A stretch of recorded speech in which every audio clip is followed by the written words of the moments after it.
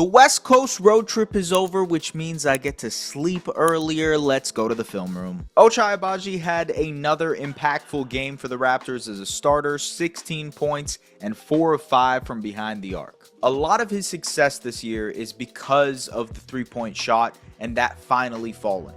He specifically relied on the corner three a lot this year, shooting 61% from the corner so far. And he's just settling into his shots with much more confidence in these spots. Watch him cut to the basket here, dish the ball out, then relocate to the corner where he confidently settles over Gabe Vincent for the shot. And so the three-point shooting has made it so much more viable to keep him on the floor for the defensive side, which Ochai really thrives at. He was tasked with guarding LeBron James tonight, and while that is no easy task, even at 40 years old, he did make things tough for him. Here he is, gets the steal, guarding him full court, and then gets the shot on the other end above the break. And that's where you like Ochai expanding his game, not only hitting those corner threes, but very slowly reaching out and hitting above the break shots so that he can stretch the defense. Here he is hitting an above the break three on one of the first possessions of the game. Outside of the three-point shooting though, Ochai really thrives in transition. Here he is, pseudo transition, gets the foul call, then grabs the rebound, pushes it, sees Grady Dick, and Dick finishes. Ochai has been thriving in transition this season, finishing incredibly well. It feels like he isn't missing in transition this year. And couple that with the fact that he's become a really great three-point shooter, especially from the corners, and you have a legitimate NBA rotation player. It's all coming together for him. It really is all coming together for Ochai Agbaji, who again had 16 points tonight in a loss for the Raptors against the Lakers. And I'm excited because I think that this really only is scratching the surface, and it seems sustainable. If you look at his career, since he came into the league, he was obviously a great shooter in Kansas, and then came into the league. He shot 48% on corner threes in his first year with Utah, shot 44% on corner threes in his second year with Utah, and then just completely slumped when he came to Toronto, shot 26% from corner threes. That feels more like the aberration than anything, because now he's back up to hitting 61% of his corner threes. And I actually think that, I know a lot of people have seen the tweet that I had of training camp and Darko working on the hand placement with Ochai. That specifically was in the corner. If you go back and watch the video, they were working on it in the corner. And so I think building his game out from there has really allowed him to thrive. He didn't have it much in this game, but just his driving ability as well on the second side is really impressive. He's had a few moments here in the West Coast road trip where, tilted defense, he's able to attack because the defense is now giving him attention as a three-point shooter, attack the closeout, and finish. And his finishing ability is actually really impressive as well. He's shooting 70% at the rim to start the season, and that's where you like this really versatile rotation player. My comp in the preseason was like, hey, what could Bruce Brown look like? An actualized version of Bruce Brown look like for this Raptors team in the Ochai Agbaji role? I think we're seeing that. And Agbaji obviously has his own set of skills, right? Very strong player. Incredible transition player, as I noted earlier. He's a great defender as well. Can really defend the ball in transition. Really great weak side help, poking the ball out, using his hands and using his length to be a pest on that end. And so I just think there's so much potential there for Ochai to be a really important piece for the Raptors, not just now, but moving forward. And this was the bet that they made when they traded for him and Kelly Olynyk. Yes, they were trading for Kelly and his veteran presence and having him in the locker room and being this guy to help them rebuild, but they were also saying that whoever we would pick at 29, who ended up being Isaiah Collier, we think that a guy like Ochai would, in the long term, benefit us more than Isaiah Collier. We don't know if that ends up being the correct bet. We'll see if Collier ends up being a guy, right? Still too early to determine that. But from the Ochai perspective, I do think it's the right bet to make because Ochai is a guy who can impact the team on day one. And we're seeing that right now. It's actually coming to fruition, which is the most exciting part. And, outside of Grady Dick, who's been making massive strides in his game, and RJ making strides as a playmaker, I think one thing that a lot of Raptors fans can take solace in is the fact that you have found a player in Ochai Agbaji who, in my opinion, could actually be a part of this long-term core if he fleshes out and, irons out the details, because I think there's so much more left. Like he can work as a screener once Scotty Barnes comes back, flashing into space. Thriving in the corners is one thing, but also thriving above the break and hitting those shots as well. The connection that he has with Grady Dick in transition, the finishing, and the playmaking, all of that stuff. There's so much left that Ochai can tap into, and that's what should make you excited. Now, that being said, the Raptors played a good game in the first half against the Lakers. Felt sort of repetitive in terms of what the MO has been for this team overall. They started out games well, and then some young tendencies bite them in the butt, truthfully. Turnovers, poor decisions, fouls, a lot of that culminated in a poor second half from the Raptors, and LeBron James, Anthony Davis, and Austin Reaves took over. Davis obviously left with an eye injury, but that being said, like LeBron and AD dominated, and then Austin Reaves took them home towards the end of that game. And so there were a couple of things here. One, I think the Raptors defense was really, really bad in that second half. It wasn't as connected as it was in the first half. They were allowing more paint touches, allowing more straight line drives. The turnovers actually allowed the Lakers to get out and running more often. And so that fueled the Lakers offense as well, and the Raptors didn't get back in transition as much. That's actually what the Raptors did to them in the first half, and so there was a bit of a tale of two halves here for the Raptors and Lakers. And that's been the way these games have gone. You can look at the Clippers game where they started out well, good first half, lost it in the second half. You look at the Kings game, exactly the same way. Look at the Nuggets game. Obviously they had that incredible finish, but that being said, like that was how it was for the most part. They had a really great half propelled by Grady Dick, and then in the second half, the Nuggets caught up. It's sort of been that way for this team, and that is the definition of a young team. Like, that is exactly how young teams react in these certain situations. I've mentioned it before, but like, they know how to play. They know how to play up to their competition. They know how to compete against really, really good playoff teams, but do they know how to win yet?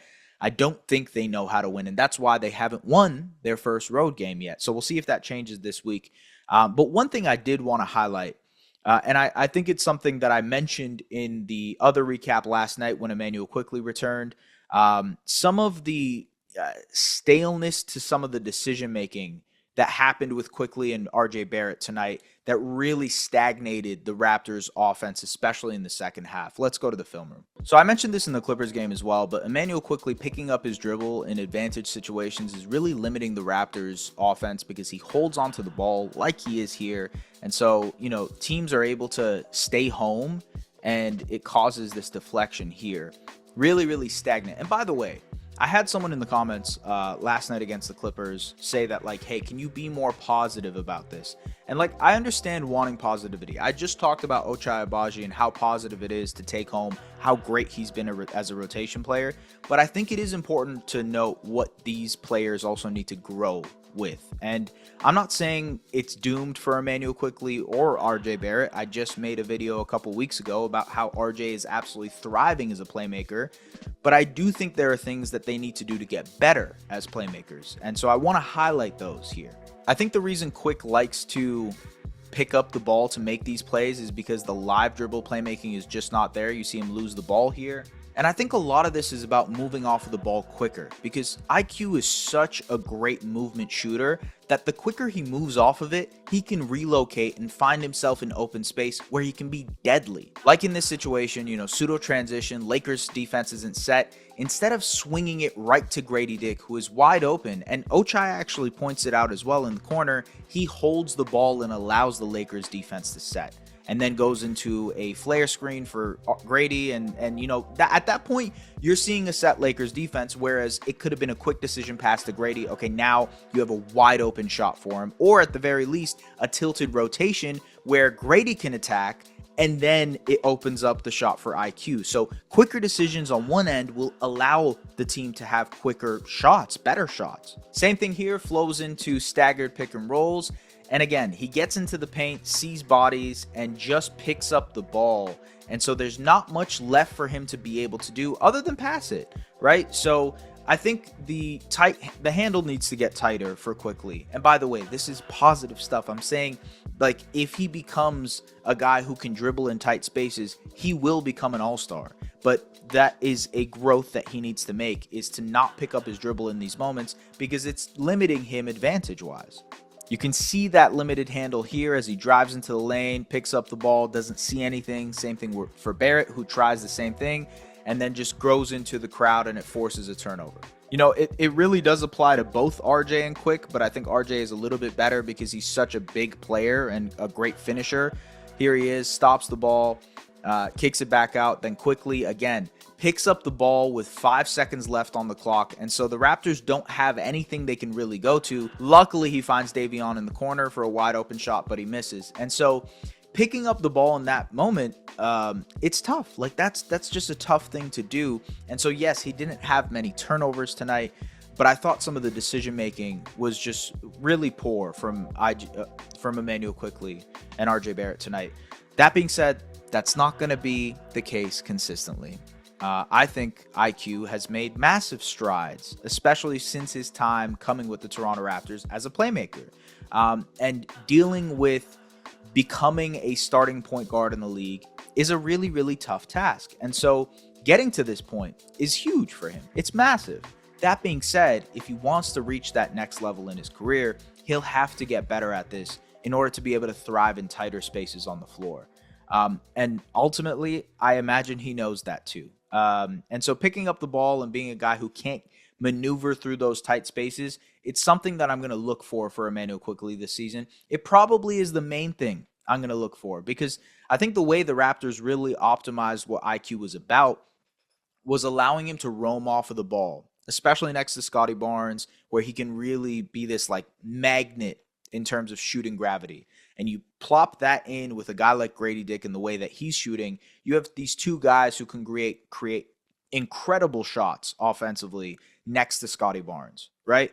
And so the optimized version of this whole thing is that you have these two incredible off-ball shooters in IQ and a Grady, and they're moving off of Scotty. They're sometimes handling the ball themselves and attacking closeouts and making plays, and maybe even going into a few pick and rolls and finding a Jakob Poeltl or finding an RJ or finding a Scotty. And then you have RJ on the second side who can create a little bit as well, who can be a playmaker for you, like I've highlighted before. So this is the vision for the Toronto Raptors, but in order for that vision to be fully there, you need these guys to work on these little things so that they can get to that full potential that they have. Yeah, look, the road trip is done. The West Coast road trip, at least for now, is done. They're going to be having a little bit more home games, more, let's just say, East Coast games, so you don't have to stay up at 10:30 and watch those games, which will be blessed for me. But again, look, Raptors lost this one. They struggled immensely in this West Coast road trip. It was a tough one because there were some tough losses in there. You know, the Denver loss, could have had that one. Sacramento, you could have had that one. The Clippers game, you could have had that one. And so you look back on this and say, damn, like this is tough. But the next game that they have is an in-season tournament. And I do think the Raptors are primed to be a fun in-season tournament team. Obviously, they're not fully healthy. They're still waiting for Scotty Barnes, who was on the sidelines tonight and very animated. That was great to see. But I do think they have a chance to be pretty frisky in this NBA Cup because they're a hard team to face. And they're going to be facing the Milwaukee Bucks, which the vibes are really, really bad in Milwaukee. Maybe the Raptors can go and steal one and get their first road win. Folks, as always, subscribe to Raptors Republic. Appreciate you guys, as always, for supporting our work. Seriously, it's really, really appreciated for everything you guys do. And we'll see you guys later. We'll see you guys on Tuesday for Bucks Raptors. Take care. Bye.